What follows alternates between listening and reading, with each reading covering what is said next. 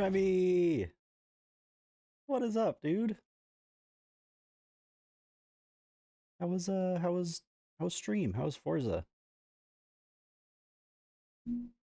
Thank you for the shouts, Basic. Welcome in, Raiders. We are like a minute away from calling up Violet, and we're gonna get this going. Actually, let me just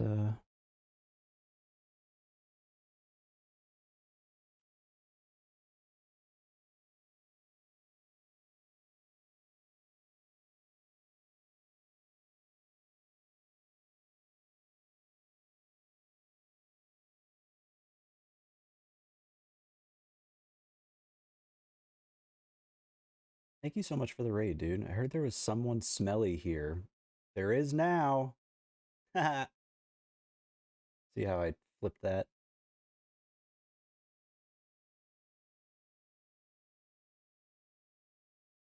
We have come for those cookies.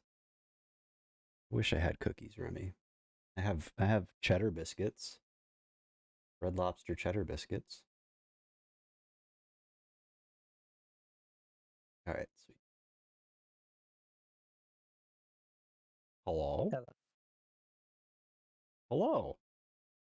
Give me just 1 second. Let me turn it down Yeah. a smidge. I'm gonna pause the music. Give me those.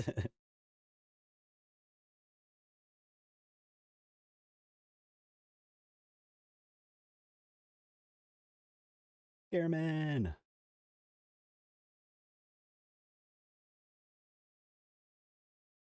Thank you, Basic. I totally spelt it wrong. Sorry, Gamerman. Oh, Violet. Hello. Yeah, let me know if we need to adjust anything. I can certainly do that. Okay, one sec.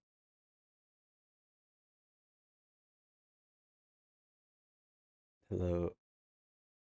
Hello, hello. Copy, copy.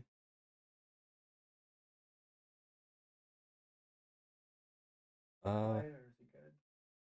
Compared to your voice, I'm a little quiet. I would go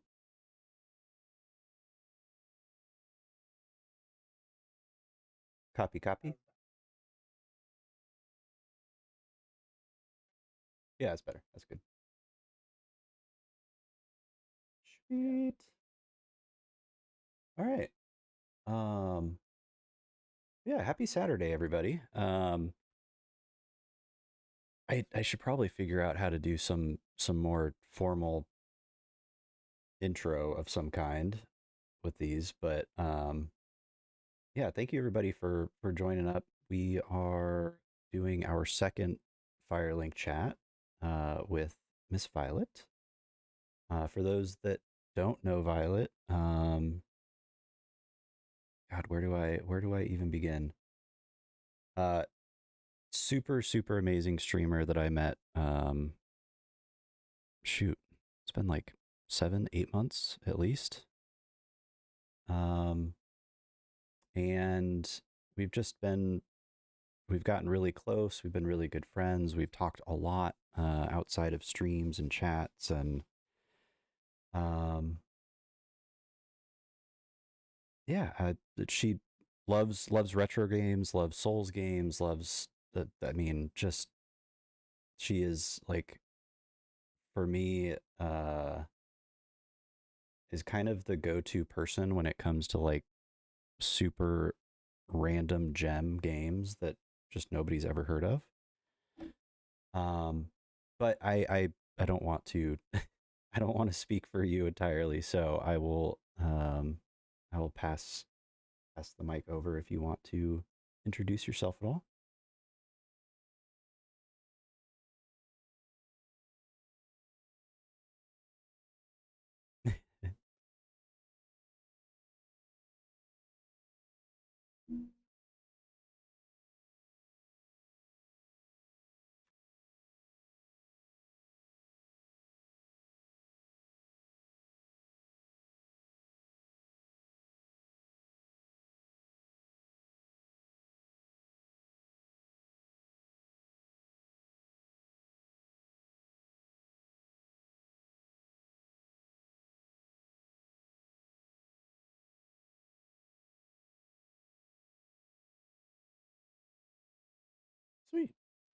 Well, I do have we sort of talked beforehand, chat about things that we wanted to talk about and stuff like that. Um, but obviously we want to also leave it open for questions as well. Um, oh, okay, no, you're fine. Thank you.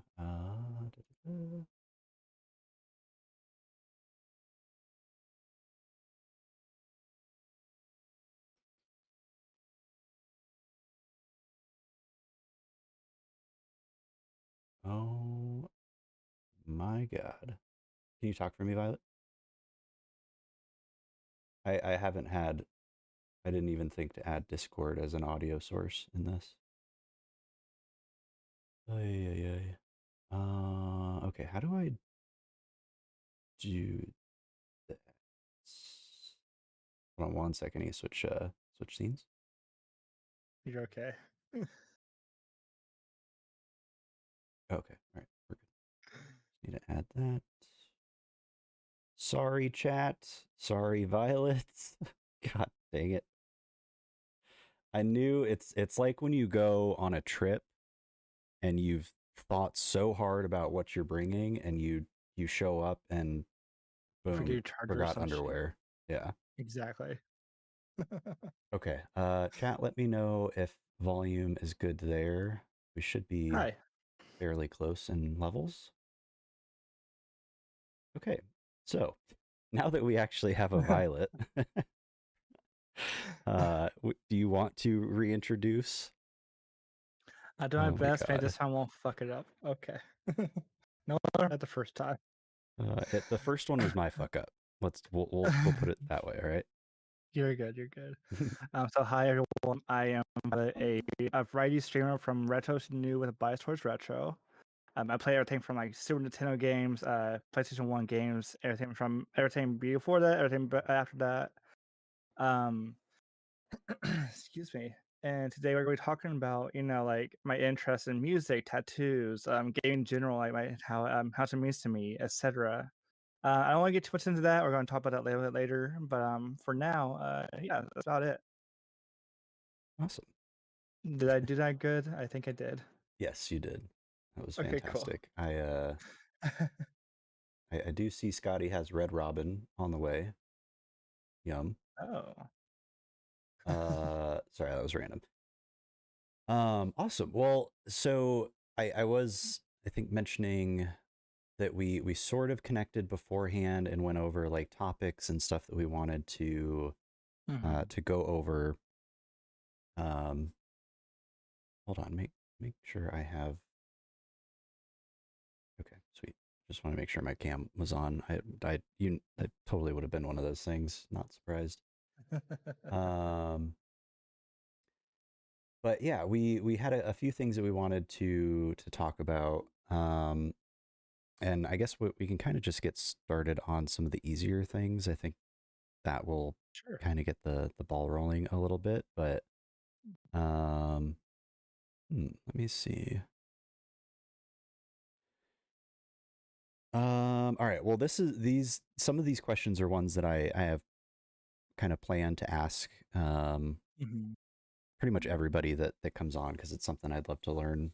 But Right. what would be your top three, or if three is too hard, because there are some people out there that can't do that.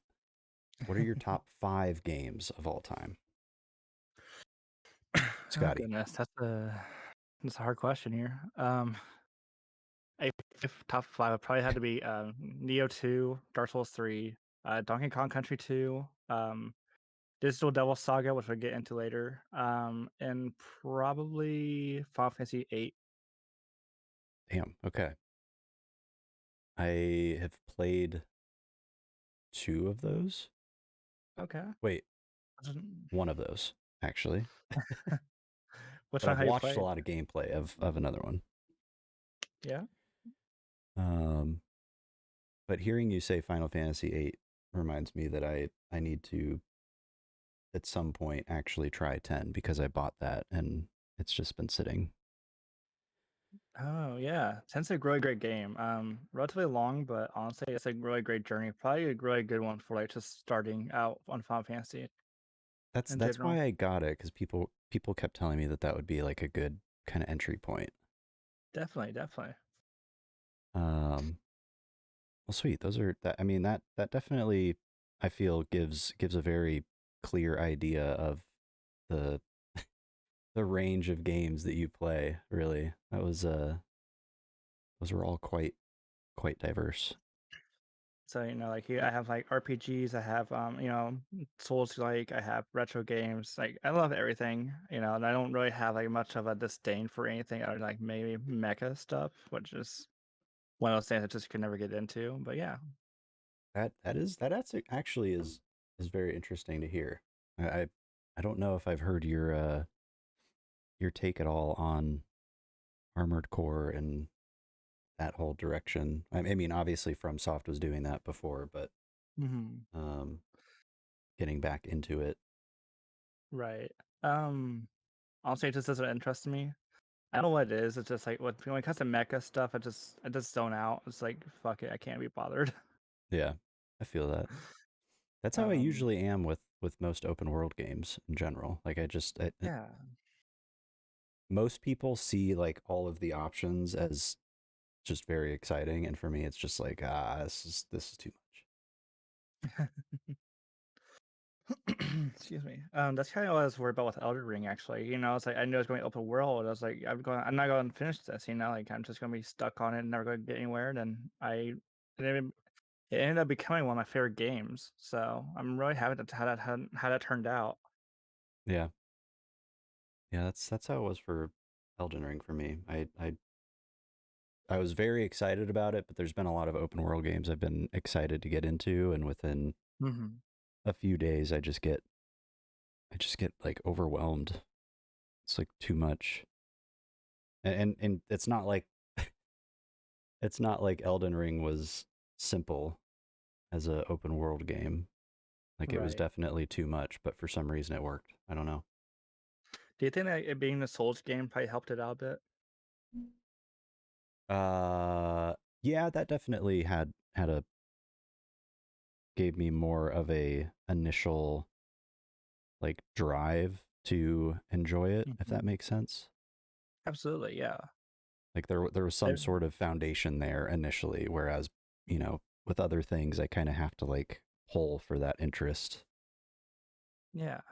I definitely feel the same way about that. I feel like if it wasn't as difficult as it was, if it wasn't like Souls based, I probably wouldn't have really cared much for it. I think like with the difficulty being there, that's what I loved about it so much, and I am huge on difficult games. So yeah. Also, thank True. you for the follow, by the way. Um, yeah, in chat, I am sorry. Like I am gonna try my best to keep up, and just a heads up too. There is a queue open. Um, so if you do exclamation join with a note next to that, space between the exclamation join and note, you can actually submit questions. Um, but yeah, I'm going to be obviously trying to, uh, be listening and focused on the conversation. So if I miss stuff, I apologize. Hmm. Um, yeah, thank you everybody for being here. Um, yeah, it's really the point that you brought up about just like difficulty and challenge in games has Yeah. always been a very interesting thing for me with the Souls games, because typically with other like life challenges, I tend to avoid, but for some reason I like sought Souls games and the challenge in those games. Hmm. Like I wanted that. Um, so I don't know. I guess part of what I've been doing the last however many months of streaming is trying to dive into that and see how I can like take that into other areas, if that makes any sense. Like look Yeah, at that makes boring sense. things and and look at them as opportunities to be challenged, I guess. I don't know. Absolutely, yeah. I definitely feel that yeah, kind of like what you said as well with like what am I trying to say here? My brain's like shitting itself right now. Uh, I do believe like with the challenge kind of turns games that are like generally like something I can't really pay too much attention to or like something I can't get into, and it's something really great. Like with Dark Souls, for example, like I don't know the story whatsoever. I could, like I never got into it. But in the same regard, like that difficulty is what made it so great. Like I didn't need to know the story. I didn't even know what was going on. Yes, the gameplay was great. The difficulty was great. Everything else like that on top of it. And yeah. Yeah, sometimes you don't like, and that is another really good point. Is sometimes there's just like there's angles of something that Hmm. attract you, and that by itself is enough to like get the ball initially rolling. Yeah. Um, like I'm trying to think of, for example, like this lore series that I'm like getting into. Like I didn't really have a whole lot of interest in the lore, like seeking it out myself before. Mhm. But now that I have something that I enjoy, which is video editing, and being able to like tie that into lore is giving me a reason to like look into different characters and stories and all of that kind of stuff, which I think is really cool. Um, Absolutely. Let's talk about that. How long have you been doing video editing for? Like, I know it's been quite a while, but tell me a little bit about that. uh, well, initially when I started streaming, I just was focused on doing that, and then as time kind of went on, I realized like streaming is just not sustainable on its own. Like you need to be doing Hmm. different things and in different areas, and um so I realized there was like a benefit to live streaming and taking those live streams and uh uploading those. And so at first it was like me editing 7 8 hour long streams and doing highlights and stuff like that. But yeah, I think really like it's taken it's taken like a good 6 or 7 months of doing that, which Hmm. in my mind has not been uh the best way of editing or growing channels or any of that, but it's allowed at least let me learn the inefficient ways of of editing along the way. Hmm. Um, yeah, it's been maybe 7 or 8 months or so. Okay. It's exciting. So yeah, I've really enjoyed it. I mean, it's something that uh, I feel like I am able to push myself and like just like that little teeny bit each video that gets better and better. Hmm. What's up, Devo? No, you. Um, but yeah, I it's something that I would love to continue to do, but I do realize at a certain point, uh, it gets tough as a content creator to be live streaming and editing. So I'm not really sure what that's going to turn into down the road, but Sure. sort of sort of tried looking at all of this as the more tools that I can have in my box, Hmm. the more likely this is going to work out in the long run, and it's something that I can do uh long term. So Yeah, that's very cool. yeah. By the way, I apologize ahead of time if like I'm yawning or if I'm like kind of stumbling on my words a bit. That's a whole issue thing I'm having right now. No, So I'm gonna no, try my you're best to fine. like stay as solid as I can. Yeah, you're totally fine. I most days I'm running off like an hour and a half, 2 hours of sleep, so I get the fogginess. For sure. Um, well, I do know that we want to talk about tattoos, and that's something that I think I made like one post in the tattoo channel in my Discord, and that's like the only real discussion that I've had on stream about tattoos. Okay. So Yeah. So, should I go first with this, or do you want to go first on yeah, your yeah. end? If you wanna dive in, So I have 6 tattoos of my own. Well, actually, yeah, 6. Sorry, I had to count. 6 tattoos of my own. I have one for Shin Megami Tensei, for Bloodborne, and for Final Fantasy on my left arm. 3 games I mean the absolute world to me.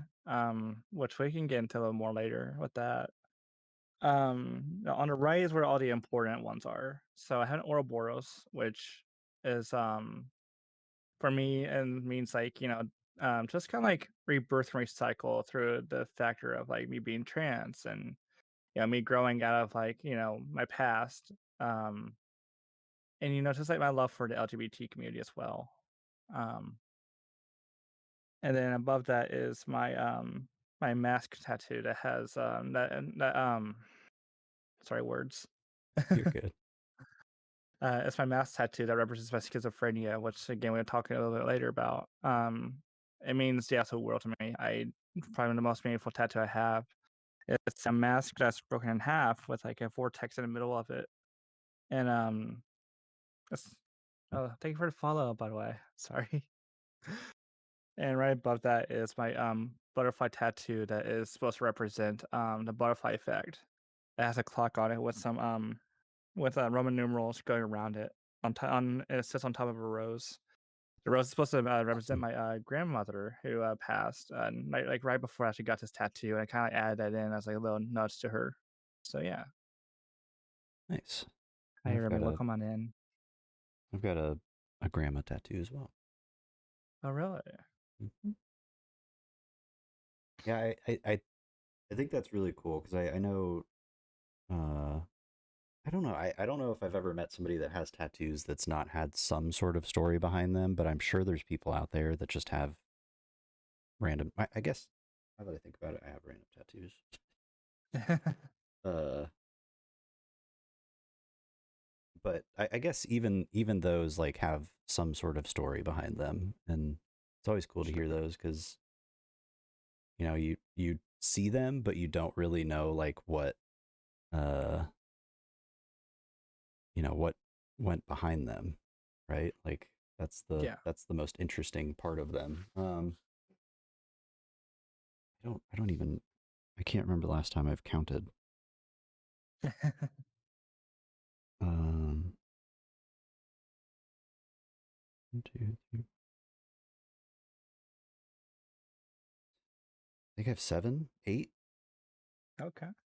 Um, so let's go from I guess the beginning. I got one with my mom, Hmm. uh, as a as a graduation present, which is Oh. the a Celtic knot in 212 degrees, which is the boiling point of water. It's this whole like metaphor book thing that she gave me in high school. Hmm. And let's see, from there, uh, I got one for my grandma, which is I think a pansy flower, Hmm. with her name and her dates. And then I also have a cross on my leg that was like just a random Friday the 13th tattoo deal, and I went with a bunch of friends.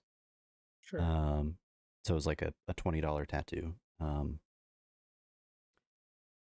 And then I got the Serenity Prayer on my left leg, um, which is the whole uh, grant me the serenity to accept things I cannot change, courage to change the things I can, wisdom to know the difference. Mhm. Um, and then I have on my left arm a phoenix rising from ashes with the Arizona flag on top.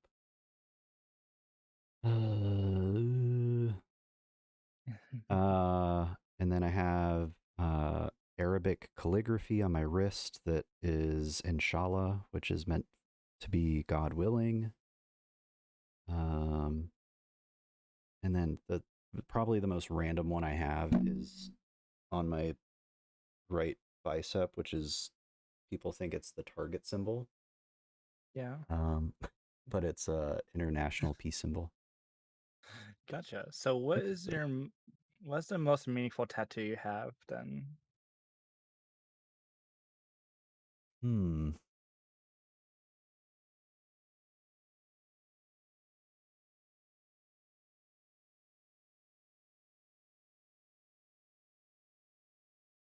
I probably would have to say the the one of my grandma because that was actually one that my dad and I also got. Um, Sure. he got he got like the classic heart with an arrow through it with mom and like the scroll writing. Oh, Um, okay. and then I got the flower on my arm, but that was just kind of like one my dad is no longer around, so it holds that kind of sentimental value, but also Mhm. uh it reminds me of a really great story where um for some reason the people that I was hanging out with at the time like were into tattoos, and one of the things Yeah. that everybody always did was you had to set the tattoo in, Mhm. uh which requires you to basically slap the shit out of your tattoo to get it to Oh, rise. no. Um, just one good, 5-star slap. And I somehow convinced my dad that this was actually a thing, and we we actually did it to one another. And uh, the words that came out of our mouths at each other in that moment was just hilarious. That's actually what my You father did son when of a I first got bitch. my That's what my father did when I actually got my first tattoo. He was like, "Hey, see that?" He just smacked the shit out of it. It did not feel great. That's like probably the first time I ever actually almost cussed near him. So, Oh my gosh. Yeah, that's I mean they already like have that stinging effect, and then that oof. Um yeah, I that's probably um my most significant one for me. What about for you? definitely the schizophrenia tattoo for sure. And I'm gonna be adding on to that next month Yeah. as well to finish that up. But Oh yeah, that's right. yeah. So I think if anything that's like holding most meaning to me is probably that one. Like I've waited so long to actually get this tattoo to begin with because excuse me because I had to start my mind for years. I remember like going out with the image of it probably about 3-4 years before I ever actually got it. Then when I did get it, it just felt like, but it's been there Wolfie. forever. Like it belonged there. I Yeah, still like even to this day, I can't stop looking at it and be like mesmerized over how beautiful it is. So that's definitely that awesome. one That's for sure. that's a I like there's very few things that I've felt that way about. Hmm. Um and I don't want to get super like materialistic, but there was a point where my brother um gifted me his car because he had a replacement car that I didn't realize about at the time. Yeah. Um but it was it was and still is like the my favorite car that I've ever owned, and it was one of those things where the entire time that I had that car in my life, like I would always look back at it walking away and I would like plan days around being able to drive it, and Mm-hmm. um, I get that like deep appreciation. Um, Obviously, tattoo car slightly different, but same kind of like double take over and over again because you just love it. Um, Absolutely. well, I don't want to like totally dictate how this all goes. Yeah.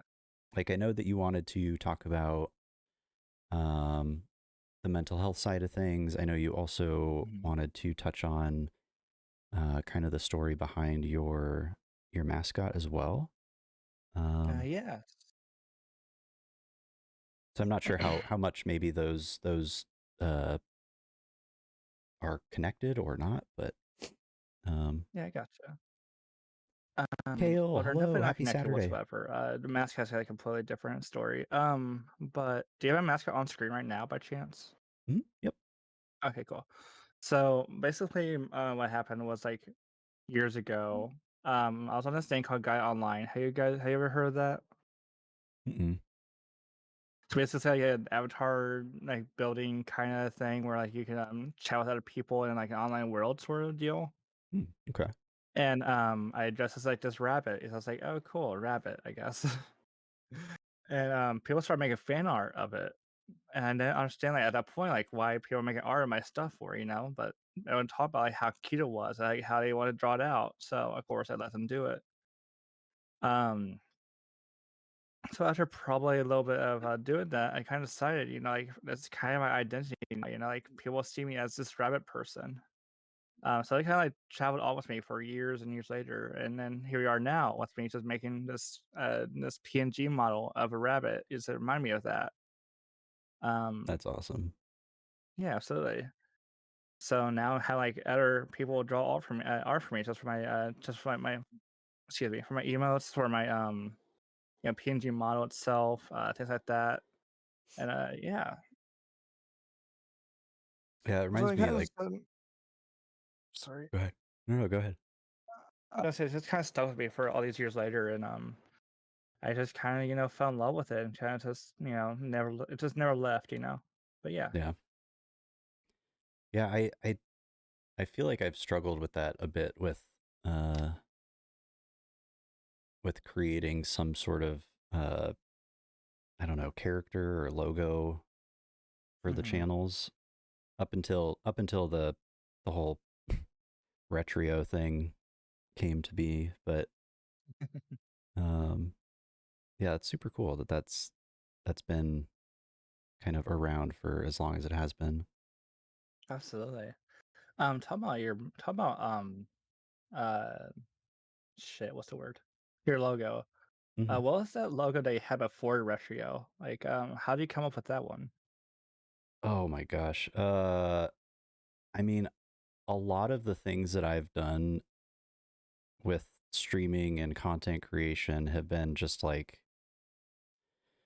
finding the cheapest way of doing it. um so like I went on Canva, and uh at the time I was focused on Game Boy modding. Mm-hmm. So I tried to find something that was like futuristic, and so I found this cute little uh like robot dude, and then I Yeah. just like did some changes, like quick little effects and filters and stuff, and that was pretty much it. Um Okay. so that was like it it was put together in a day, Mm-hmm. and I mean it was one of those things that it didn't take very long before I was like, man, I need to change this. Like Mm, it didn't feel like it had a whole lot of love put into it. for Um sure. Whereas this one, like when the idea popped into my head, it was because I was like doing the highlights from the charity stream, and it was perfect. Like it was the Mm.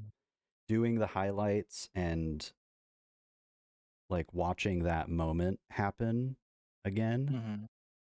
Mm-hmm. Um, and it felt like it was, I don't know, it was an idea that you guys all gave to me in a way. Yeah, that's really cool.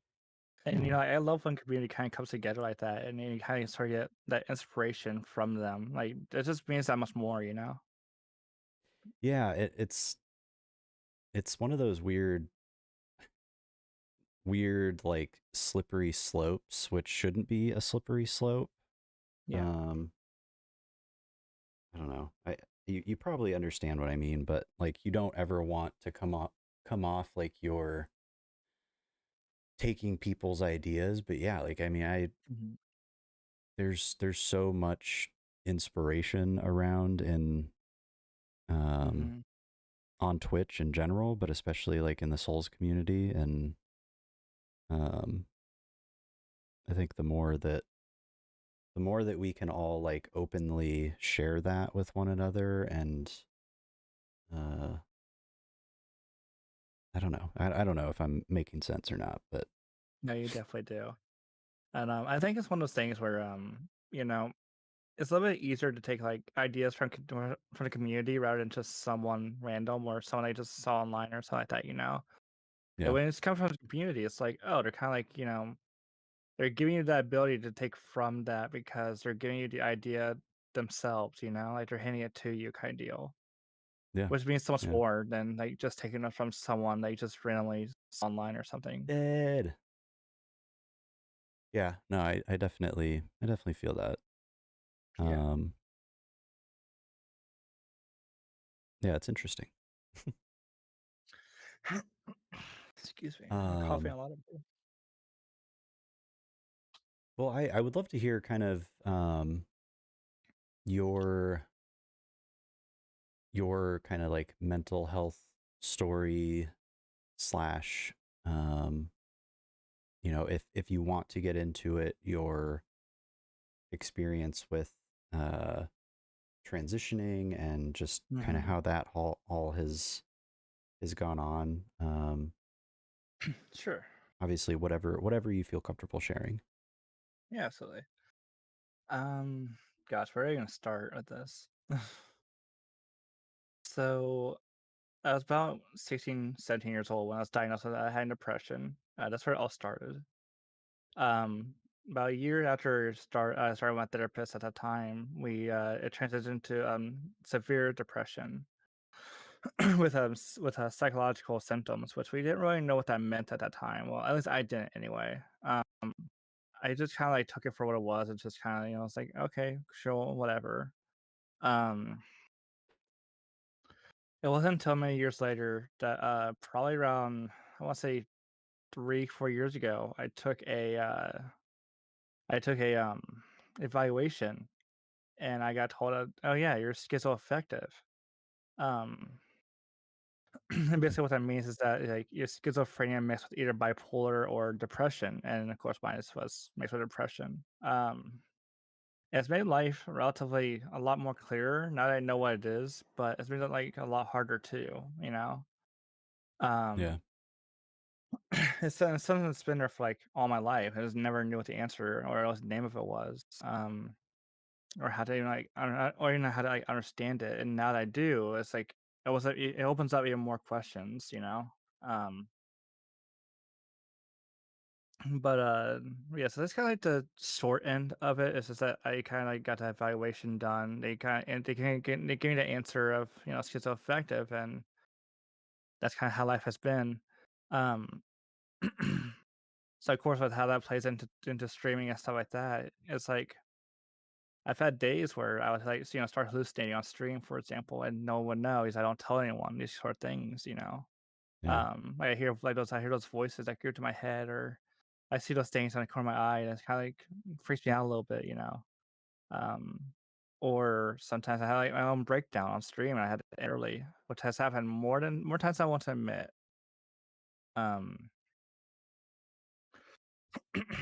Um, sorry, it's like no foggy up here. You're okay. um, But yeah, so that's kind of like where that is with streaming is like it's difficult. It's definitely Yeah. difficult because I have my days where those intrusive thoughts kind of like creep in. It's like I don't want to do this anymore some days, or I had those days where it's like I just can't be bothered because I had those thoughts like no one wants to watch you, no one hate like everyone hates you, you're shit, etc. Yeah. And it just gets so heavy on that sort of thing. And you can, I Um, mean, you can like go into a day feeling totally fine and then just all of a sudden kind of flip of a switch feel like you Absolutely, were just describing, right? Yeah. yeah. Like just out of nowhere, just instantly hits me, and then next thing I know, it's like bam, done. I can't do shit. Yeah. And um, rainbows and butterflies, then just despair. s- exactly. Yes. Good old despair. Is there anything is there anything that you want to roll off of that by chance? Like, if so, let me know, and I can continue a little bit further into that. No, no, you're good. All right, cool. So, uh, shit, the transitioning part though.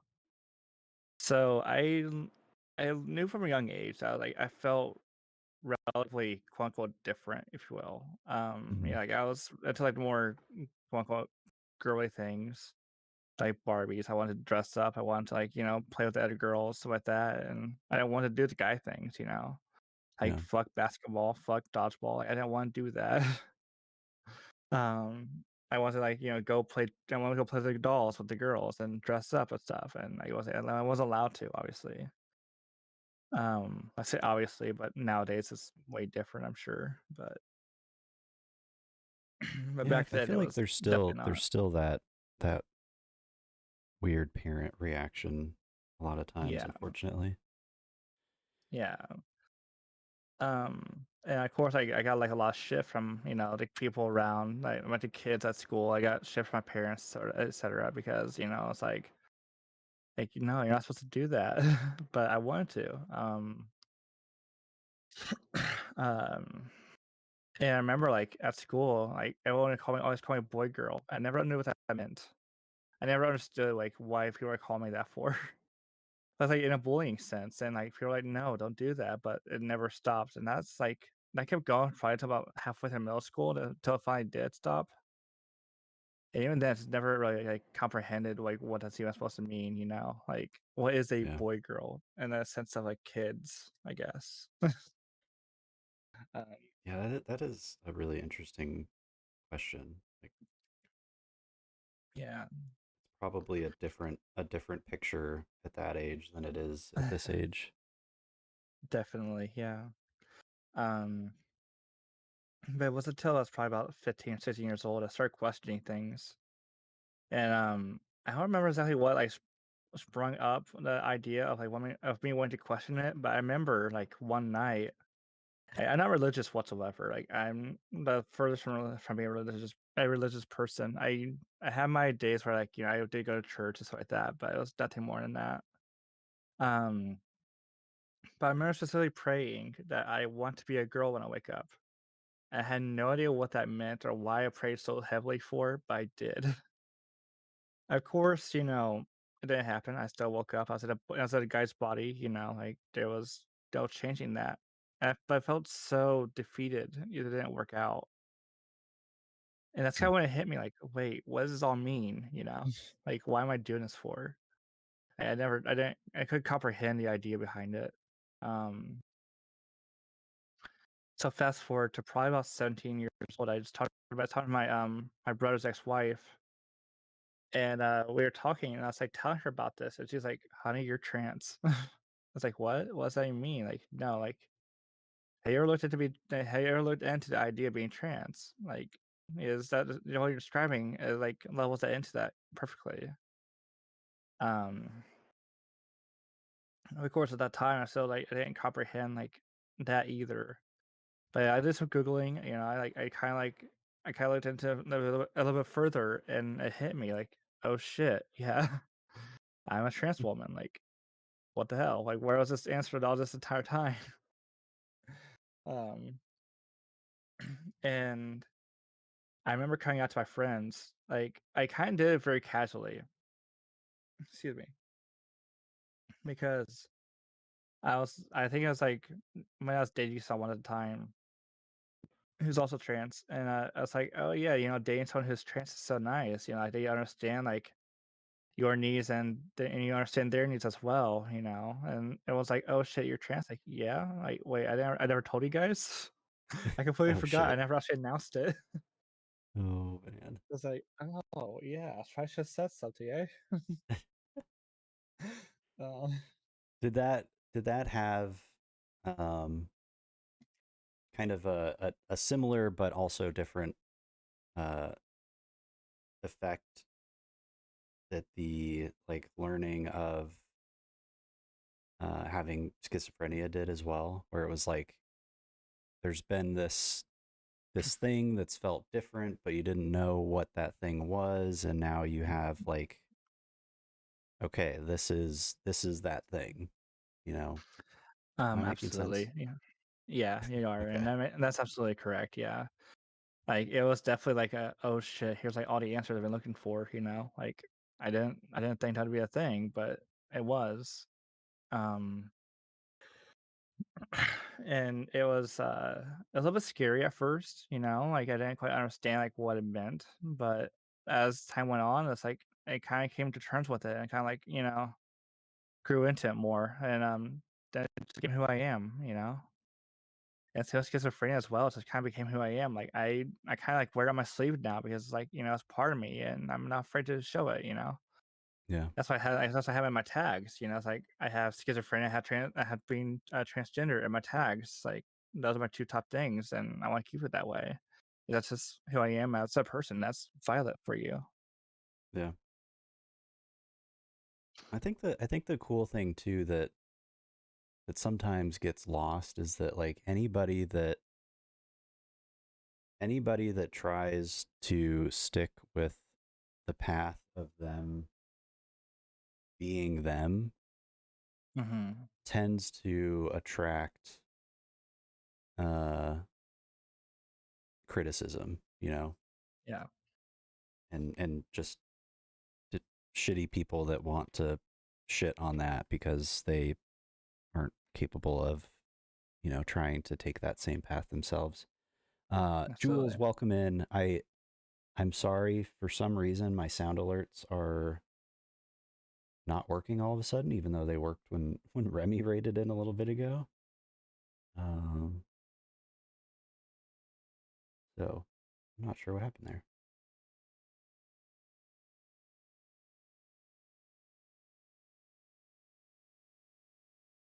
Violet, can you hear me? Yeah, I can hear you. Okay. Sorry, were you talking to me? Because I wasn't paying attention. No, I was Jules raided in Uh, a minute ago, and for some reason the alert didn't go off. I don't know why. I gotcha. That's weird. Hmm. Um. Oh. Oh Oh no. God, dude, no. Why? Why am I such a potato?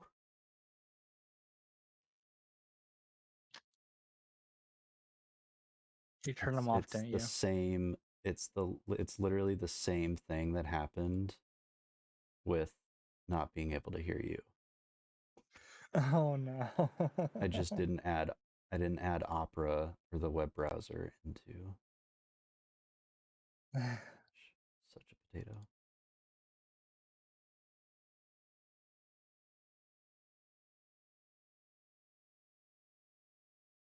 Um oh I brains forgot. You're good. You're good. um. So with the mental health portion of things, I'd probably get a little deeper into that, I guess. Um. So how I kind of dealt with I had depression and shit. And this is going to get kind of deep, so I apologize if I just triggered into anyone or anything like that. I'm going to Yeah, I start think talking I about think some. as long as we can stay away from uh like detailed self-harm type stuff, I think we should be Absolutely. okay. Yeah. And if Um. there is anybody that does get triggered, this is the heads up ahead of time. So just Yeah. be aware. So I know we're going to talk about this a little bit, and I kind of like I figured we could like go ahead and just rip the band-aid off, you know. Yeah. So when I was about like 14 or 15 years old, I found myself not really being able to make friends. And it's just like really difficult to like find people who like I could spend my time with and like, be around casually without any issues. He's like I was always bullied so much in school to begin with. Yeah. Yeah, and I had like those people that like I could like really count on like I used to, like, back when I was like in middle school or elementary. It's like times were different back then. Um Yeah. so I found my way into this group of people that I didn't really know too well. There was one person I didn't know like relatively well enough for middle school, and like we were kind of like good friends, but like not like great friends. It makes sense. Like they're kind of more like on the acquaintance side of things. Um, and he was like, "Hey, you want to like try weed for the first time?" And I was like, "Sure." Like what's the worst that could happen? So we go to his out to his attic, and we just kind of sit there and kind of like chill out for a bit. We smoke a blunt or two, and we just kind of like just kind of vibe. We're just talking about life and how I felt so lonely because my family was kind of broken apart. Like my mom and dad were divorced. My mother was never around, but she's always working and shit. And when she was around, she was like never the greatest person to be around, honestly. Um, Gotcha. so that's like a really good escape date for me. And we started talking a little more about like he's like, hey, if you like this, we have other things for you. And I was like, what do you mean by other things? Um, and he pulled his bag, it was of cocaine. And it's Oh like, hey, shit. let's give this a little bit of a snort. I was like, I don't know, but I trust you.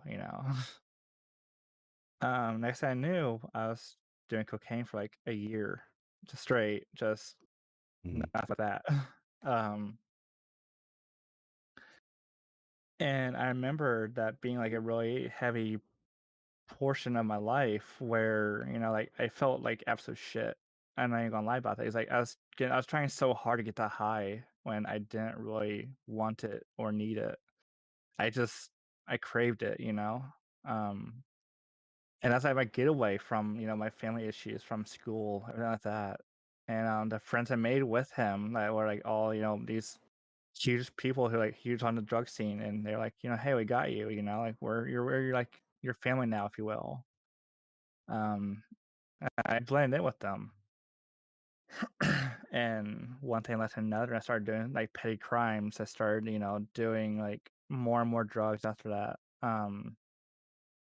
It was kind of like a really massive downhill from there. When I say petty crimes, I didn't like really do anything like hurt anyone or do anything like too bad per se. It's like more so like break into like abandoned buildings and hanging out and doing drugs in there, or keying cars for people that we didn't like, or things like that. Just kind of like really dumb shit. Yeah. um and I remember like one day, like my ex, her and I broke up, and she was part of this group that we were in. We broke up, and that's kind of when I was like, fuck the drugs, 'cause I don't really care about it anymore. I felt so bad about it. And I kind of I threw the last bag of cocaine I had away. I threw like the last bag, just like the last part of cigarettes I had away.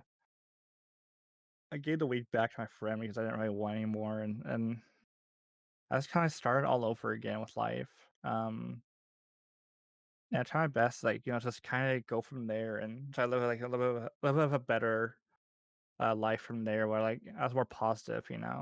Um, and that was like about 16, 17 years old when that happened. Um, and I remember like shortly after that, I met my ex fiance like probably about a week or two after that, and things went from there, and things like that like looked up a lot more since then. Um,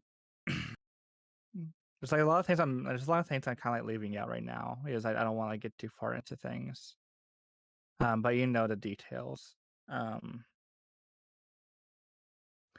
but my ex fiance came to my life, and her and I dated for probably about a little bit over a year, and we broke up because she was cheating on me, you know, like it was bullshit. Um, Yeah. and that's kind of my last friend I ever had, you know, like that was like the last person I knew that I could really like trust and be around. Um, and like things I knew, like I was kind of like on my own from then on, and that kind of leads into today. I didn't really have any friends to like be around, and I didn't really have like family to be around either. My mother kind of like kicked me out of the house when I was about 20 years old because I couldn't get a job because you know I wasn't able to like you know keep myself mentally stable enough to actually keep a job to begin with. So my dad picked me up, and as I knew, we left where I lived and went to another small city and never looked back. And fast forward 7 years later, and here I am. Yeah. Like I said, there's like a couple of details I'm not going to get into. Is like you know, it's still too heavy for this, but it kind of goes into detail like where I am now and you know my like how life has been so far. I grew so much since then. I learned the idea of streaming. I met so many friends through online. You know, like it's been a really great time, but you know it all stems away from just that one time I made friends with the wrong person and left everything behind just to get that dumb high that I wanted. Yeah. Yeah. I mean, I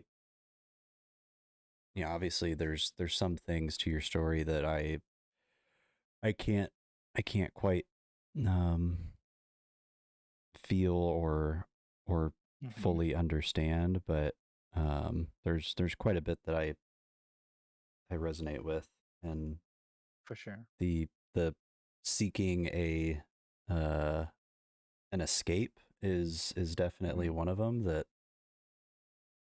uh I think I still do that, but I've done it. I've learned to do it in a different way. Whereas in my mind, 10 plus years ago, escape for me Hmm. was like uh was the next high, and just keeping that going like Yeah. nonstop, so that I just never had to actually feel what was going on outside of me. Um, Right. and yeah, I think there's some people that uh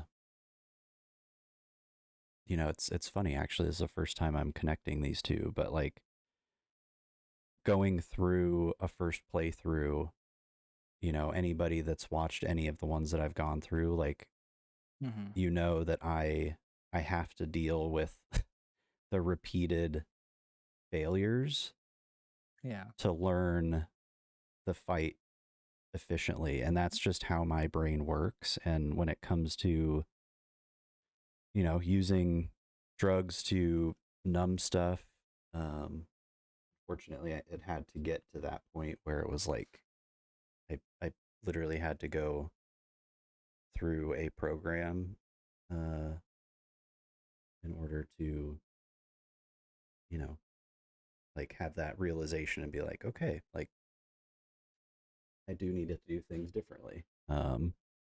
Yeah. So yeah. um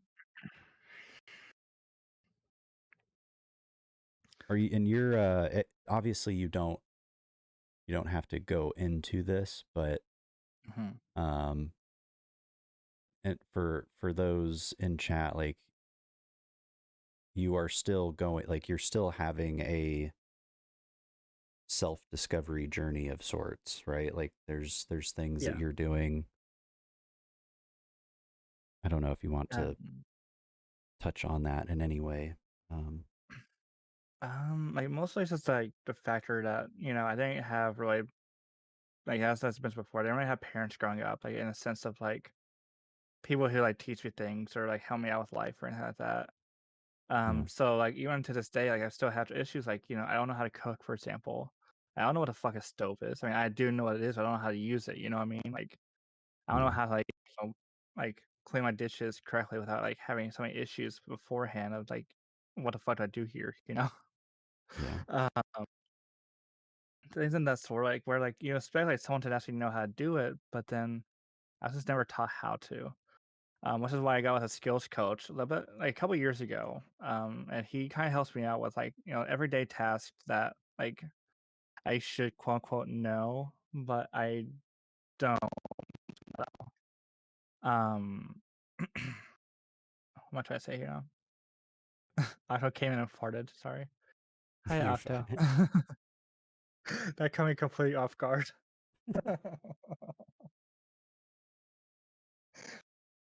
um, but yeah, so that's kind of where that all stems from. Like my skills coach came in and he's kind of helped me through like a lot of things that like I would not casually know how to do yet, and it's been really helpful so far. It's like it's really getting me into like being able to learn a lot more about things like I wouldn't just not be able to learn on my own, and it's definitely needed for sure. Has it Um, has it like um opened things up for you in a way that like you see like opportunities to try those things or to learn how to do those things on your own at times as well? definitely, yeah. Like I definitely want to like just learn how to be like kind again just quote unquote here, like a normal person and be like, Yeah. hey, I can like handle myself and I know how to live on my own kind of deal. And obviously I don't. And I needed to like understand and be able to like, grasp that concept of that. Um it's like it's a really hard thing to be able to like actually come to terms with, I guess. Yeah, it is. I understand the feeling of not. I don't want to speak for you, but for me, the way that I've experienced those moments is not feeling fully confident uh, in myself. So I rely on. Um, God dang it! I just had a brain fart, and that was already a tricky thought that I was barely holding on to. Damn it. Um, yeah, I maybe it'll come back. I totally just blanked it. You're quite all right. If you remember it, go ahead and like feel free to ask again. Um so where we roll from here is a question now. Like we got right into like the nitty gritty stuff. Is there anything like else they want to know about like life wise? Um, hmm. Hey Vera, it's good to see you. Hope you're having a good weekend. Let me pull up my notes here. Yeah, sure thing. Okay, so this is something that is another one of those questions that I hope to ask um, anybody that I do this with. Hmm. And that is what would be your most memorable Souls moment? Whether that's a fight or just like a story or whatever it is about the Souls universe. What's that one moment for you? I had to say getting platinum on Dark Souls 3. Like Ooh, killing okay. the Nameless King on New Game Plus 2 was fucking the worst thing I ever did ever. I absolutely hated that fight. It would took forever to do, and I finally got that platinum. Like after like I think it took about 140 hours to do it. I felt Shh. such a relief from doing it. Like I couldn't even comprehend like how to feel. Um, excuse me one second. Um, because it's one of those things where I didn't have friends to go through the games with. It's like I didn't have like people to like call in and help with the covenant items that, as you know. Um, so I had to go and grind every single covenant item as I went through the game, and that was really interesting. It's like some items were like it's like a really low drop, of course. I think it's like 1% drop for one of the items, and I had to get like 20 of them. So that took hours and hours of grinding to finally get like every single piece, and then I had to go kill Nameless King, which was even worse. It took probably about 2 years to finally do it and complete it. Oh my lord.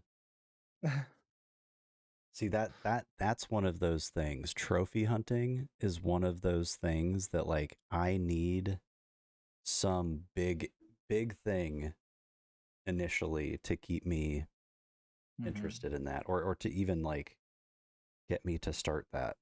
Uh 'Cause that just is such a that's such a commitment. Holy shit. Yeah, absolutely.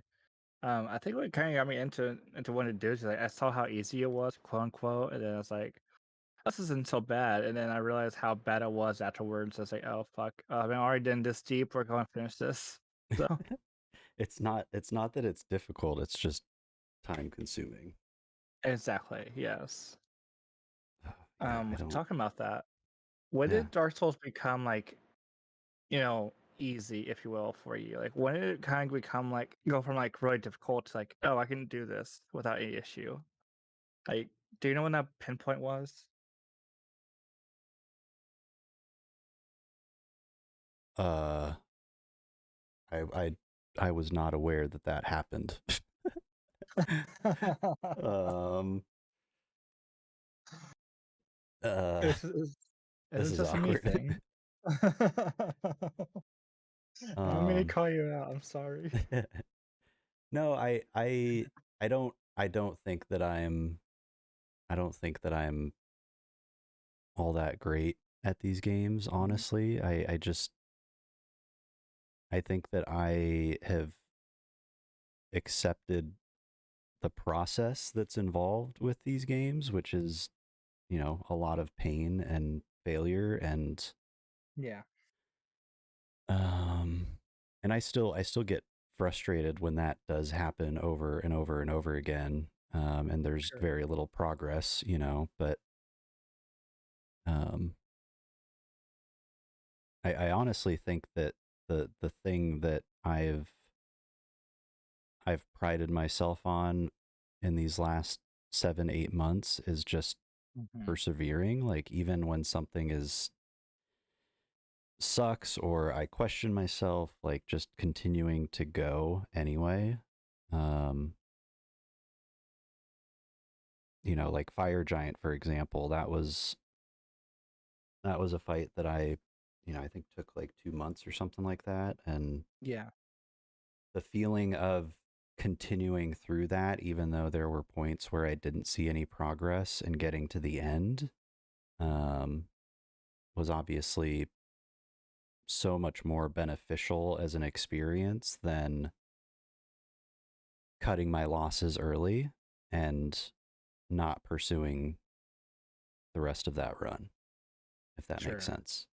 Yeah. And Dormammu, I I've remember come to bargain. Oh my and god. I've seen like your fire giant fight, and like I remember watching you. I was like, wow, you're actually doing like really fucking good. Like I was really surprised by like how like smoothly you were doing it after so many times of doing it. You know? Yeah, and that's the thing is like I mean, I yeah, it's a weird mental obstacle to overcome because like initially going into that fight there was like there's no fucking hope, there's no way. Right. um but after 2 months of seeing that fight and being in that fight, like it's so hard to not slowly start to learn it, and I guess I've learned that that's the process that works for me. And Sure. anytime I try to fight that, like anytime I get impatient and I try to like rush a fight when I know that it takes having, spacing between moves and all of that, like it Mhm. I get I get completely bodied every time. Yeah. So So, question for you. yeah. How many times did you like have a like close call with a fire giant? I know it was a couple times. Yeah. uh I think there maybe was like 2 times. Really? um yeah, because the rest was just stupid fight. And how would you take like playing Dark Souls and like learning how to like you know go through things and like learn more as you do? Like how do you take that and put it into life skills as well? uh I mean, really, the thing that has been at the forefront of my mind the last few Mhm. weeks, that I've talked to you about it. I've talked to a few people about it because it's just been something that's been so relevant for me, is that perseverance, like, Yeah, and it when it comes to these games, when it comes to streaming, when it comes to just life in general, like, I looking back, there's so many things that I just gave up on or quit because I didn't I didn't see that like immediate result or yeah, change. But there's a lot of power in being able to press on and get to the end without having that constant need for results along the way. You know, yeah, like if you feel like what you're doing throughout the process is where you're supposed to be with who you're supposed to be with, doing what you're supposed to be doing, then all those things along the way uh they aren't the end game, you know? I don't know if sure. that makes sense. Nice, that was a sense. Yeah. Um. So here's a. So how long have you been into gaming for? Like, when did you start? uh hmm. So I mean I think like my first gaming memory was uh playing Super Nintendo Donkey Kong and Okay. Mario with like one of my old childhood friends. Yeah. Um and then that just kind of spurred into N64 and all of the other now old game technologies. Yeah. Is like when we talk about retro, we always talk about like Dark Souls, and I'm kind of curious like what other games like did you play other than just solely Dark Souls? Like what other games like and are in your list of like interests? Also, Tivo says, Oh, I have a question. Did you know Tivo is cute? Got him. it is true. Um, yeah, I mean, like to give you an idea of some of the games um, that stick out for me as like I will always remember those, and I can always go back and replay them. Hmm. Um, Condemned Criminal Origins, which Okay. is still probably one of the scariest games I've ever played. Um, Prey from the Xbox Oh, 360.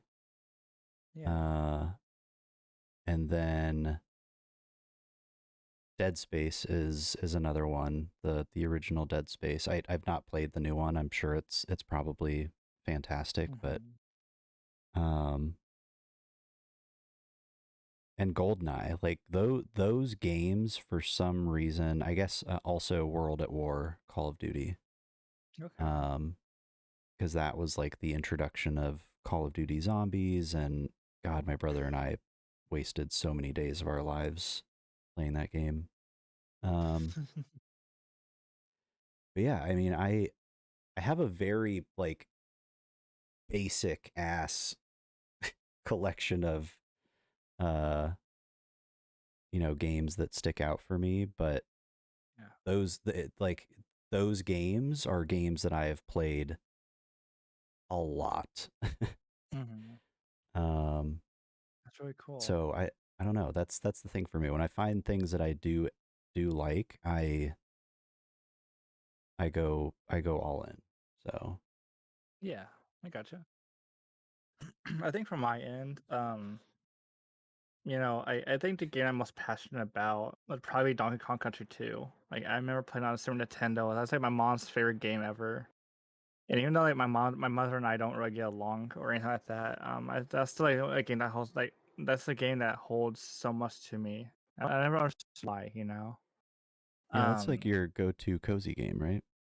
it is, yeah.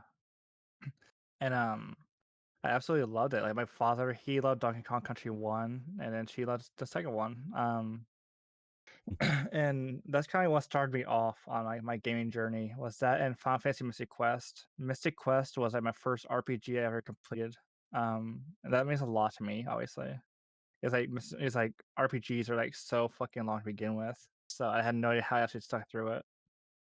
Uh, then like as life went on, I learned about like different games. Like I was just at this point, I wasn't really into like the whole hidden gem shit or anything like that. I just kind of played whatever I found. Yeah. I had like Tekken 3 when I was growing up. I had like Hmm. Final Fantasy 8, Chrono Cross. As I got older, I was like Devil May Cry 1, 2, and 3 and 4. I played all those. Which are great. What else was there? Fuck.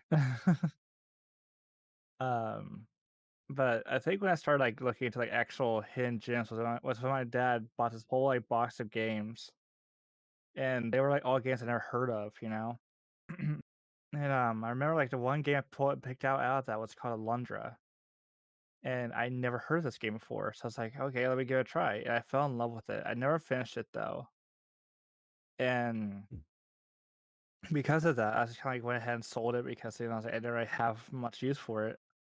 And it sold for like $50. I'm like, wait, why is it so expensive? And then the guy was like, but he says like it's really like it's a really rare game, and it goes for like $100 plus. I'm like, wait, what the fuck do you mean it goes for $100 plus? Yeah, I'm like Uh, literally trying to Google it as you're talking about it, and I don't see it's not like um, popping up right away type of thing. So um, but yeah, so like it's one of those things where after that time, I was like, okay, well, I need to start like collecting other games, so in case in case they go up in price or whatever. Like I have games for my kids whenever I get older, and that obviously didn't work out because other reasons, my transitioning process right. and stuff. Um, so I had games like Shin Megami Tensei series. Digital Devil Saga is my favorite game ever made. That's probably one of my favorite RPGs ever made. And that game helped me out through burnout. Even is I was away from gaming for probably about 5 years before I played that game, and then that made me fall back in love with it until now. Yeah, Um, that's awesome. That's how Elden Ring was for me. Like really. I just didn't I was like all I played was Call of Duty because Mhm. it was a game I could play with friends and Yeah. I could not play it alone. Um and I had zero interest for playing any other games. And then yeah, once I played Elden Ring, I was like, man, I want to like Last of Us and Outlast and want Right. to there's other games I want to experience. Absolutely. And like, that's why I'm like so happy that I'm playing Digital Devil Saga 2 like right now actually. Well, not like right now, but like streaming wise. And I'm so excited to get back into that. I haven't played it since I finished it last, which was like years ago. Um um shit, what was I going with this? Oh, and I do have a couple questions as well from from chat whenever we All right, get an cool. opening. Yeah, you talk about it just a second actually. Um so I think after like, that time and everything like that, my brain's frying on me. 1 second. You're good. It's like, no, you're not gonna top us anymore. Just fuck off. I think that's what got me into streaming was, I wanted to play Digital Devil Saga again. I remember like buying it and I was like, hey, I want to play this. And then my friend was like, well, why don't you go ahead and just play it for, play for Twitch. That's something I've always wanted to do. And it kind of hit me like, fuck it, why not, right? So that's my first game I ever played on this platform was Digital Devil Saga. Was the first Digital Devil Saga game, and that's That's like awesome. 7, 8 months ago now. That's the first game I ever played like legitimately on Twitch. I was just like I streamed before that, but nothing like too big, Yeah, That's pretty sweet that you got to like play one of your favorite games as your kind of foundation going into it. It's really cool. absolutely, yeah. So we have time, we can totally do questions now if you want. Yeah, we've got a couple. Let's see. Um, so real quick, Remy did ask uh how I was enjoying Demon Souls, which uh I am enjoying it, Remy. I had to step away from it the other night because I was getting a little frustrated, but I do plan on jumping back into that this next week for night two. Mm. Scotty asked, "What's your favorite Souls game and why?" Which I think you touched on this a little bit with Dark Souls 3, but I Yeah. don't know if we got much of a why. Well, actually, my favorite Dark Souls is actually Dark Souls 2. I know, I Oh know. shit, that's right. Hold God, it. You're okay. I'm never showing my face again. God, you're one of those people that's at the top of the DS2 mountain in my brain, and I just totally did that. It's okay. Um, and the reason why is probably because like that's another game I played like during my burnout stage, and I remember playing that, but like that's like the one game I played while I was still burnt out on games, and I didn't get burnt out on that game specifically. That's awesome. Like, and like this is before I actually got out of it though, but like I was playing through that, and I was like, okay, this is fun. Let me keep going, and then it kind of helped me out a lot because like the idea of dying over and over again and getting better as I go was like such a rewarding situation for me. Um, so yeah, so like my favorite thing about it though would probably be the environments. Like the environments of the game are so cool, the bosses are so cool, the music is great. Like, everything to me is great about it. I understand I understand the clunkiness and the reason why everyone dislikes it, but I personally love it. Yeah, and I really do think that um,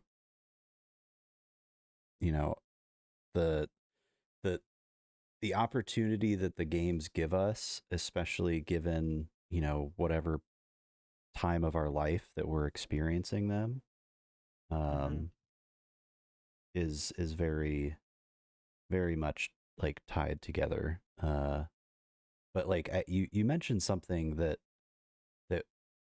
has been a thing that I've really enjoyed about these games that I don't think a lot of people really think about, and that's the ability to the ability to fail Hmm. without consequences. Like Yeah. obviously in the game you fail, you die, but in the game you're able to, respawn and just go right back in and retry and Hmm. retest, retroubleshoot, whatever it is that you're doing. Yeah. Um, whereas, in life, like it's you fail, then you probably lost out on an opportunity. You don't get a second chance. You get ripped apart. Hmm. Like there's so many negatives uh to failing in real life that like it it's nice to have that space where you can do it as many times as you need to uh without worrying that you're gonna lose your chance type of thing. For sure. Absolutely. um let's see. Okay, so Tim asked, Hmm. do you agree with the general disliking of the newer COD games, or do most people dislike them due to nostalgia? Uh, mm, I I think that uh like Modern Warfare Tim was a solid game all around, but I do think that just across the board with games in general that unfortunately large developers have sort of gotten like complacent, if that makes sense, where they're okay with delivering a partial game versus a full game. And so the COD experience is not just a COD experience, if that makes sense. Also, Violet, are you still there? Yeah, I'm still here. Okay, all Sorry, right. drinking Like some water. when you're not talking, it gets so quiet. uh, Yeah, I'm here. but yeah, that's those are all the questions that we have uh, Okay, currently okay. in the queue. So I believe we touched on basically everything we were wanting to. Yeah. yeah, pretty much. I know that one of the things that you had mentioned when we were talking was uh, kind of your inspiration behind getting streaming and not Mhm. necessarily the gaming side of it, but the Oh, right, right. creator side, if you wanted to touch on them at all. Yeah. Absolutely. So when I was growing up, I wanted to be a professional wrestler. And a lot of that reasoning was because I saw people on TV and I was like, I could do what they can do. And not necessarily the wrestling aspect, but like the factor of like having people, there and like cheering them on and like wanting to be part of their like community, if you will. Like Yeah. um and as time went on, like that's my biggest passion was just wrestling because I wanted to like, be someone who like people looked up to. And obviously that never worked out because of many reasons. Um so when I like learned about streaming, I learned about these really cool people that I learned. Sorry, my brain's like fucking up on me. When I Oh, came you're to fine. Yeah. streaming, I met really cool people on the platform that are like really sweet and like they kind of inspired me to want to do more. One was Sarah Key. She was a Kingdom Hearts player, mostly. Well, she was doing Final Fantasy VIII at that time, I believe, when I first met her. Sarah was like a really inspirational person, just really super sweet, super loving towards her community, and like she was so welcoming. Like, and it's like I can do what she does. So that's kind Is of like why that I want to like start. spelled the way that it sounds? Sarah Key. Right. Okay, Yeah, cool. Key Just wanted to be sure. Key. Sorry. um, and like she's relatively huge on the platform too. Like, but she's still so like she knows me, she knows other people, and she's like talk to them for hours sometimes. So like, yeah, that's such an interesting concept to me. Um, excuse me, 1 second. And then next person that I met was CCAP Play. She was someone that I looked up to a lot, and I started actually. I'm almost out of a year of knowing her. She's the first person I met on Twitch. Well, not well, the first person I would actually like talk to personally on Twitch. So I'm trying to say. Um, That's awesome. I walked into her chat. She was doing a charity thing, and I was like, "Oh, hey, this is my first time ever like being on this platform like properly, and like I don't really have many people I can look up to right now." And she welcomed me in, and she was like, "Hey, no worries at all. I'm gonna show you the community. Like there's a lot of really cool people here." And that's kind of how I made my rounds like around other people, and yeah, it's like with that inspiration there as well, that kind of like started hitting me more. It's like I know I want to do on Twitch, and that is create a community for others that it may not have that sort of person in their life that like knows what they're going through, or like excuse me, or like are able to understand like their mental health issues or struggles. um aren't able to like comprehend like their sexuality or their preferred gender or anything like that. Yeah. I want to be that person who like people can come to and they like have someone who can understand and like listen to them, etc. And that's kind of where we're at now. It's like I want a community of like being loving and be able to give love back and be that person that like I didn't have in my life.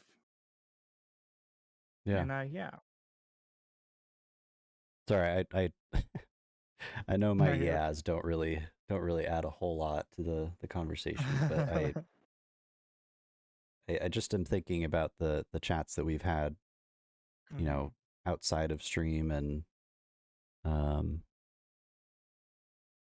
it's so funny. Like, one of the things that I've learned with uh my ADHD and getting like the assessments and stuff late last year is my one of my strongest uh attributes that I learned in the assessments is pattern recognition. And Yeah. I think last night connected the dots that like I tend to create patterns because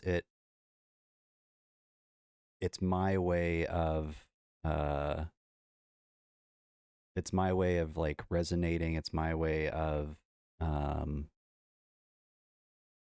sympathizing. Yeah, I I think gotcha. that's the right word. And fuck, and there it goes. Oh no. So frustrating. Yeah, we have a very similar I think place that we're in right now, where Sure. like we're trying to create spaces that provide people a, I don't know, just a chance to hang out and be themselves and explore Mhm. themselves without the fear of judgment or bullying or Yeah. being dismissed or any of the things that you and I have, at some point or another experienced ourselves. We're trying Absolutely. to not, we're trying to provide the opposite of that. Yeah. Um, So I have a question for you. yeah. Who is your biggest inspiration on Twitch? Ooh. Uh, hmm. I I'm almost like disappointed in myself that there was a pause. But I would have to say that Shy has just kind of been that like, what's up, Guten? It's good to see you, dude. Um, Shy has been that person, or that Hmm. that foundation for me. Um, Yeah.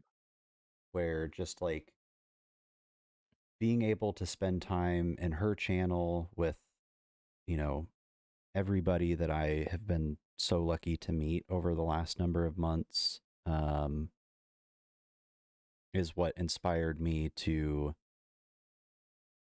also create my own space that, um, like offered this, not offered the same, but offered that safe, non-judgmental space, um, Yeah. but also that's me, like that's my experience and what I'm going through. And Hmm. um, yeah, I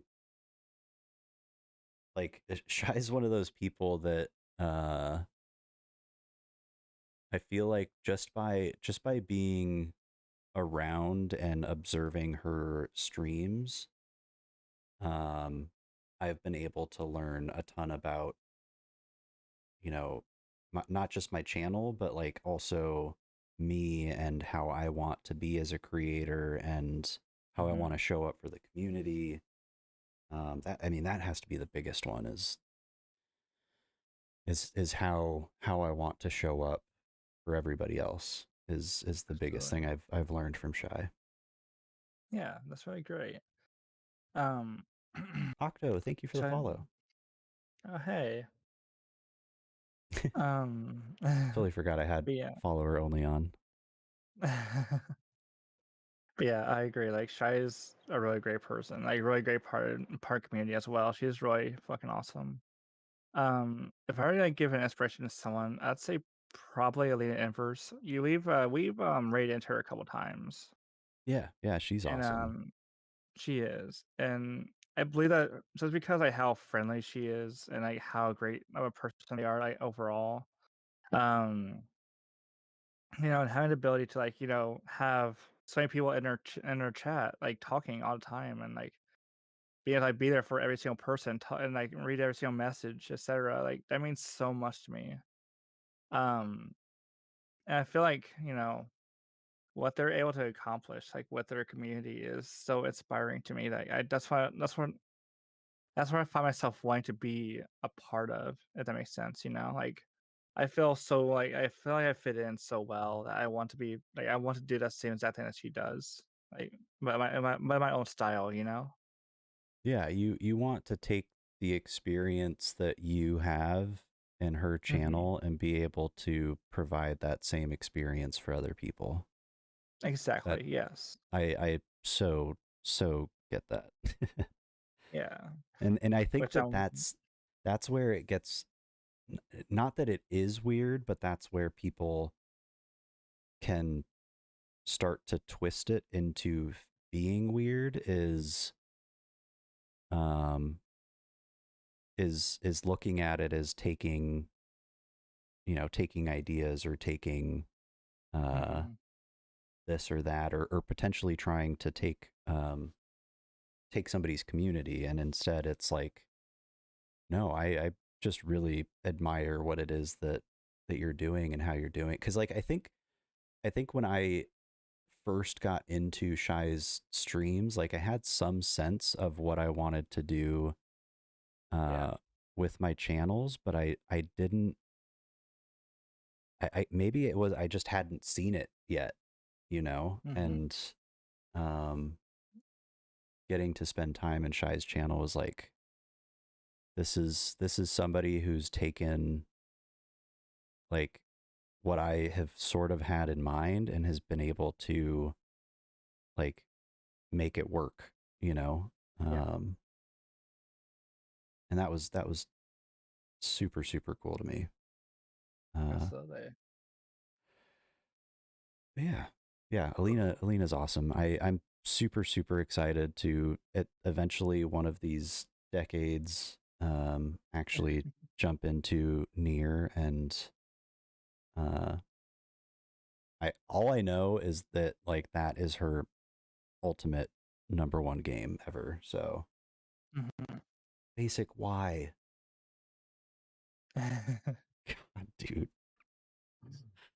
Well, there goes 25,000 channel points. Oh no. Uh, um, God, um, Let's see. I think we kind of covered all the bases, yeah. I don't think there's anything else we actually had like in mind to talk about today. Are there any more questions that we take? so I, not any from, Lupin, hello. Not any from chat, but, Okay. I thought a good question that I could also try asking everybody is like, with streaming, Mm-hmm. or I guess with life, or if there's something that blends the two, what Yeah. is the biggest mental health challenge that you wish other people would be in the know about? Like Definitely. what's that weird thing that you typically don't, obviously you don't have to bring up the weird things, but like, Yeah. um this is your chance, I guess, to let people know that it's something, you feel kind of weird bringing up, and um Yeah. so yeah. I definitely say it's a schizophrenia that like hits the most when it comes to like streaming and life in general. Yeah. I think like one thing we need to like be able to normalize, if you will, is that like we're not weird, we're not like monsters of any sort. Like we're not like different because we have like different things going on in our heads. And it's such a scary thing to be ourselves in front of others without like people making jokes or like being shitty about it or whatever it may be. Um, I definitely think it's like a massive part of like why I have as a tag when I stream for it, so like people know what they're getting into when they come in. Yeah. Is like I'm a paranoid mess, if you will. There's no way around that. I always have been. And that's something that a lot of people don't see is like I'm always like watching chat like a hawk. Like I'm always like, oh god, what if like someone hates me or like what if like some bad happens. Um and I think that's kind of a portion of things like people just don't really can't really grasp the concept of it unless you tell them specifically like, hey, like this is what happens. Um And along with that, like, I'm just, like, a nervous wreck, like, that's just how it is, like, I'm sure you've heard, like, me, like, stuttering a lot, like, when I try to talk or, like, when I start yawning I start yawning a bunch or whatever it may be is because, like, I'm so afraid, like, screwing this up? Yeah. I know Yeah. I've No, been doing really good so far, but yeah. I get the same way where I don't know, like once the thought of overthinking comes into my Mhm. brain, me trying to avoid overthinking just leads to more overthinking, and it's just this vicious cycle. Right. Like I think I may have brought it up to you the other day of like getting blood drawn. Like Yeah. if I start thinking about rainbows and butterflies, I like it is only going to lead to me passing out that much Mhm. faster. Right. Um, yeah, I definitely understand that, and something that popped into my head. I'm not sure if you've ever considered this. Mhm. I've actually seen it in one of my other friends' chats who uh, is on the spectrum and is uh, partially blind as well, and she has a uh, command that pops up that basically just Mhm. kind of gives people a heads up that I might miss a chat message or this or that. Yeah. It's but sort of like uh the tag idea, but like elaborates a little bit more, like shares a little Yeah. bit more insight, I suppose. Um, Also, Basic wants to know when Sekiro. Never. There we go. You now have your answer, Never. Basic.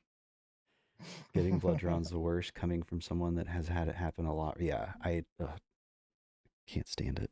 Just Yeah, needles in general, like guaranteed pass out, unless it's a tattoo, absolutely. and then I'm fine. See, tattoos are so much easier than getting blood drawn, like 100%. It's just it's moving so fast I can't even see it. But Right. that same logic does not apply to getting a shot or blood drawn because even if I look away, it's still pretty much guaranteed to happen. Right. I feel you. Basic sad now. Oh. Sorry, basic. Yep. Sorry, Basic. Um,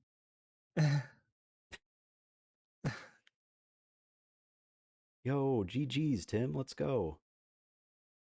what's First up? time not passing out, getting a blood drawn was yesterday. Hell yeah, let's go.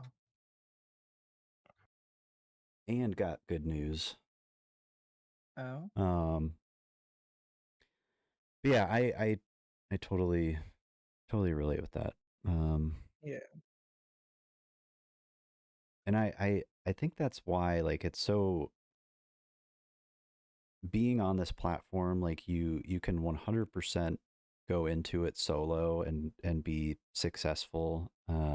Obviously there's tons of people that have done that, but I think that it depends on the person, and there's some people that, like for me, I needed to have, I guess, the strength and support of all of you initially, which I mean I still do, but like initially I felt like I needed it a lot more, uh, to get to a place where I felt confident enough to start doing certain things myself. Does that make sense? Makes total sense. Yeah, absolutely. Like I kind of had to build that confidence pile up because it was pretty much started from zero, I guess. Yeah.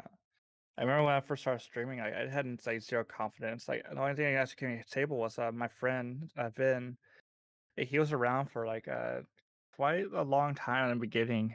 He doesn't really pop anymore, sadly. I really do miss him. But I remember him popping in a lot, and that's kind of the portion of like, that was like keep me stable throughout streaming in general because like I had that person talking to me that entire time. Like he was like the main person who like talked me into streaming to begin with, and yeah.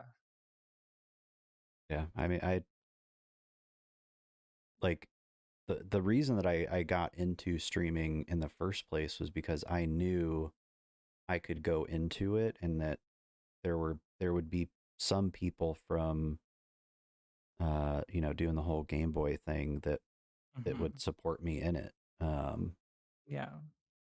I don't know if I would have even if I would have even tried to pursue it if I was going into it on my own. Like I think part of the reason I did it was like knowing that I had friends to do it with and for, if that makes sense. Yeah, that makes total sense. Yeah. Excuse me. Well, that's Alrighty. interesting.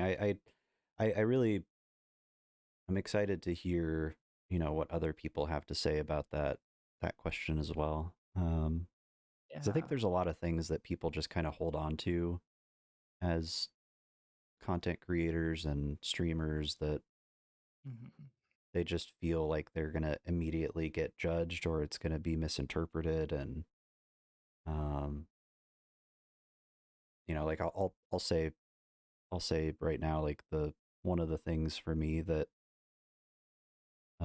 I tend to not bring up because it's I feel can be misconstrued is uh unfollows and Yeah. like me being genuinely curious uh if my unfollow experience is in line with other people's experience or if it seems to be a little bit uh more significant. Yeah, that makes sense. I mean, like, I feel like everyone, But like, I it's feel like not a lot like of people this have this. thing that I'm like hung up on type of thing. And I'm afraid that Yeah, just by bringing it up, people are going to immediately go to that and be like, oh, this dude's all about numbers. for sure. Yeah, I gotcha. um, Uh, yeah. Did you have any questions for me, Violet, or did you anybody in your chat have any questions that they wanted to bring up? Not so far, no. They're relatively chill over here, and I think I'm good on everything. I think we accomplished a lot of things today. Yeah, I am honestly surprised that it's only been 2 hours. Right. Because it feels like we've covered like a good 3 hours worth of stuff, which is awesome. Absolutely. Um, and I tried. I think I only kept track of like three of them, but I do have uh I'll message it to you in Discord. I've got like rough timestamps Okay. just so you have an idea of what we were talking about when Oh, throughout the yeah. stream. Thank you so much for Um, that. yeah, of course. Um, well, I I don't know. Let me just double check with chat, make sure.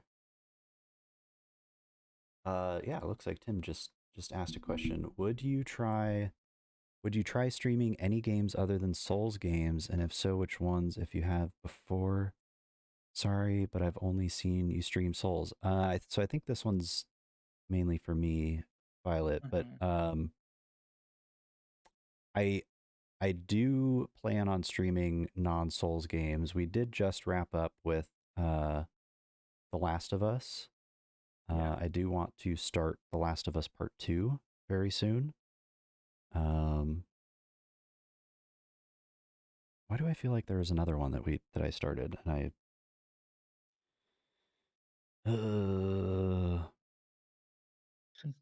I can't remember. I think there's another one that I do want to get started soon as well, but I can't remember what it is. We might start Last of Us Part 2 tonight. Yeah. That'd Um, be fun. I have not done Resident Evil. I do want to do the remake, but it's it's $60. So there's other Yeah. other games I've got. um I did on that note, I did actually get Alien Isolation last night because it was like $7 or something. Oh, hell yeah. Do you plan to play it on stream, or is it just gonna be like it's off stream game? I would love to play it on stream. I think Okay. it'd be fun, especially for all of you Oh. watching me get shitting my pants.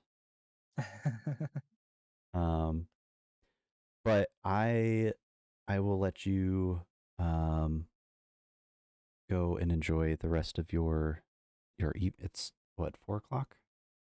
Wait, no, It's 6 o'clock almost 7. almost. Oh It's shit. almost 7 o'clock. 3 hours, that's right. Yeah. Um yeah, I'll let you go and enjoy the rest of your evening. Are you doing anything the rest of today? No, I think that's gonna be it. I'm gonna get some food and get to bed. I think I'm pretty fucking tired. Um, Yeah. so tell me Well, a little about what people here can expect from you for next little bit, or maybe like, tell them where they can find you. yeah, I am on pretty much all of the kiddos platforms, the Facebooks, the TikToks, all of that. And I think pretty much it's the same name on all of them as well. But um, yeah, I kind of am hoping for the next little bit to be really diving into Hmm. Elden Ring. We've got Fog Gate Randomizer, Enemy Randomizer. Okay. Going to be diving into some seamless co-op this next week with a new Ooh. run. Um, so yeah, we're gonna be jumping into quite a few new things, and then also we've got the lore between series that um just started up a couple weeks ago that I'm pretty excited about as well. Yeah, it sounds amazing. Can't wait to be there. Yeah. And what about for you? Anything on the horizon? I know you're in the middle of uh 12 days of Violet. What day is it today? 8? I 7? kind of I kind of canceled that. Oh shit. I Okay. thought talking about that, but yeah, no, I kind of am dropping that. It's a little too much for me. I think like doing 12 days in a row was just kind of like just a little too much. Which is That's understandable. intense. It was very It was. intense. But for now, Um you can catch me every two. I don't know my own schedule. Monday, Wednesday, Friday, and Saturday at 10 a.m. EST. Saturdays we'll be playing a different game than the other days. But currently we're doing Digital Devil Saga 2. And on Saturdays nice. we're either going to do a Helix or the Messenger. I don't know yet. We'll find out next week. But yeah, Awesome. Well yeah, and everybody make sure to go and drop Violet a follow. Amazing human. Um yeah, go get some good foods, good sleeps. I'm sure I'll talk to you either later tonight or uh tomorrow is Sunday, right? We still have one day It is. before. Okay, good. Yeah, thank you so much, Violet, um for being down to do this, for getting together Yeah. beforehand, and I super appreciate you. Hey, thank you so much, and thank you for letting me on here. This was a really great time, and I'm very glad I could tell my story and everything like that. This was a lot of fun. Yeah, of course. And I mean, just because we've done it doesn't mean that that's like it. You know, I Yeah, certainly am open to uh reconnecting down the road with people that I've done this with too. So, sure. um, you know, It sounds great. yeah. But get some good foods and good rests, and I will chat with you later on. It sounds perfect. See you later. Bye. All right. Bye. Awesome. Oh, thank you guys so much for hanging out. I am I love these so much.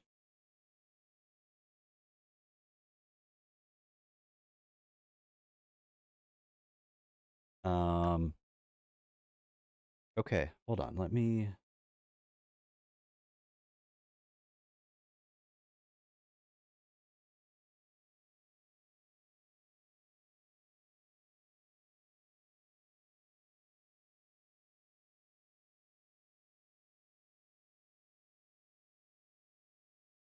Ooh, let's go. Wait.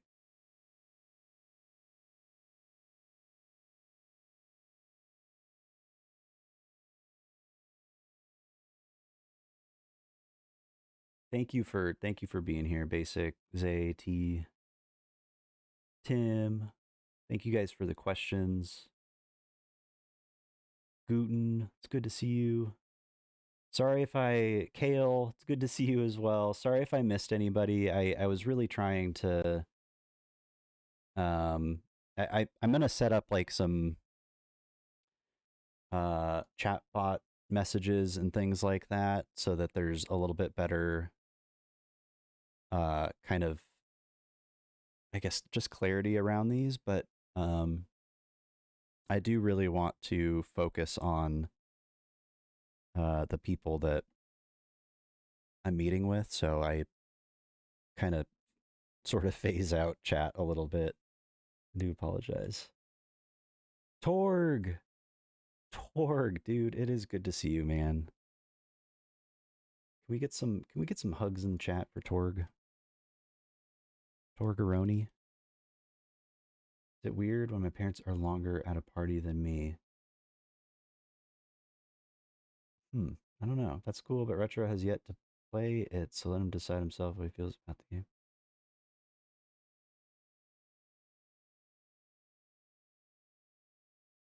Looks like I got in Tale of the Firelink Chat. Sorry, Miss Violet. Going back, watch the VOD. Yeah, and I'm gonna add a time stamped YouTube video as well. Tim, thank you for the hugs. Yeah, I'm glad you got to join in, Tim. Let me turn on the PlayStation real quick and just check something.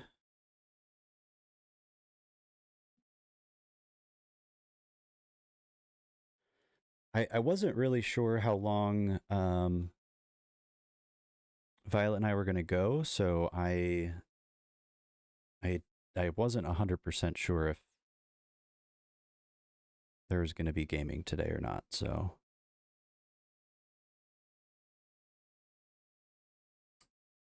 Torg, I don't want you to feel like you have to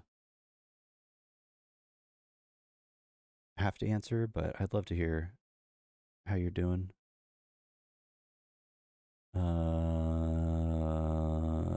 Dude.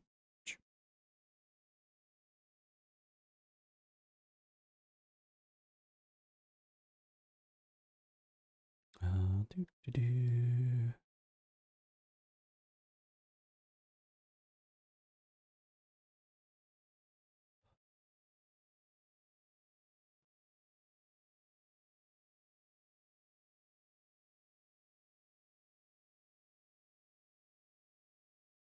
Ah, okay. Whew.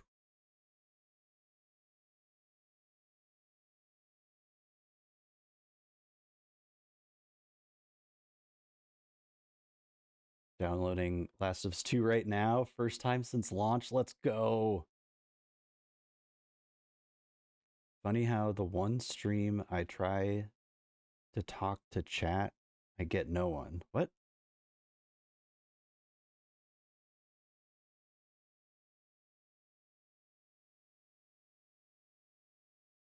78 gigs. I don't think I have that at the moment.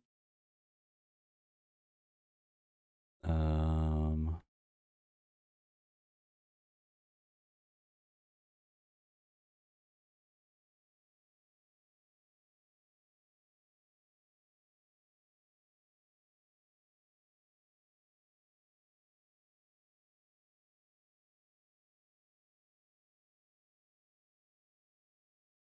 how do I remove one of these so that I can...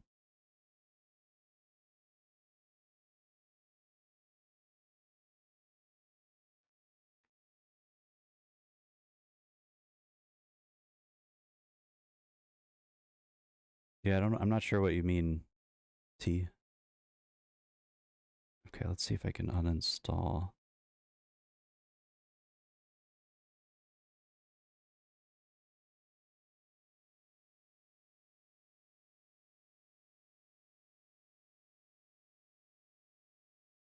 Bro, I want to remove this. Oh, okay, delete. There we go.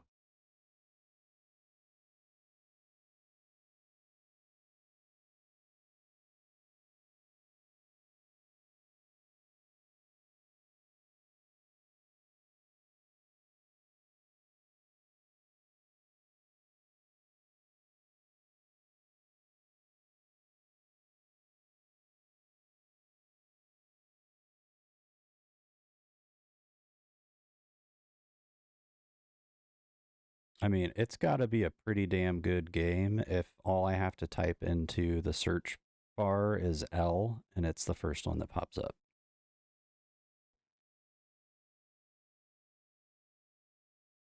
All right, it's downloading. I'm not sure how long this is going to take. It's already at like 4%, so I guess it's not going to be too terrible. But I was live today and I was trying out my new headset for the first time. Oh shit.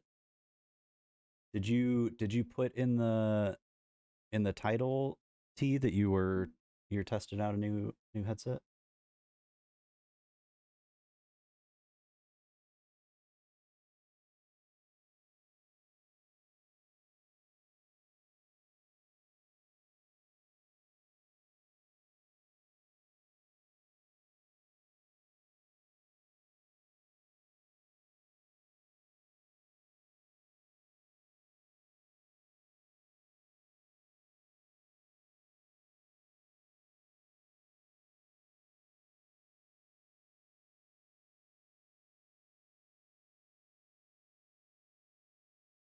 Yeah. Okay.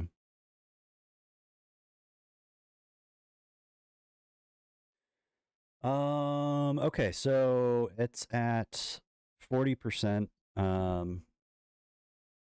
So let me switch this over.